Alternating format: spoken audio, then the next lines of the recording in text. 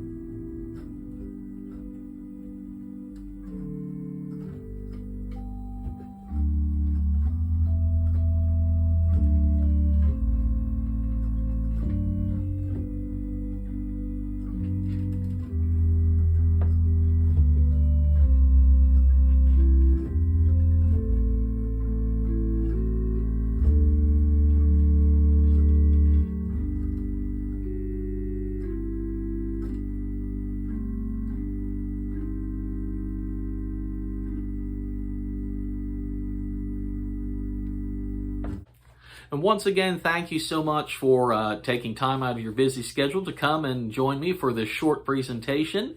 If you're watching on YouTube, be sure to hit the like and subscribe button. That way you'll be notified about new videos that are coming out. If you're watching on YouTube, then just go over to my Facebook page if you're not already following that, BJ Meyer Music. Type that in the Facebook search bar. And then just be sure to click on the, I think it's the like button, but you click the like button, there's also a follow button, and you'll be kind of notified of my postings. Basically, if you like that, then I'll tend to pop up in your news feed as I post videos and just different anecdotes, if you will. So thank you so much for watching. If you'd like to put $1 or $2 in my virtual tip jar, please feel free to do so at bjmeyermusic.com/donate. I also have some recordings there too if you're interested. So, but once again, thank you so much, and I'll see you next week. Bye-bye.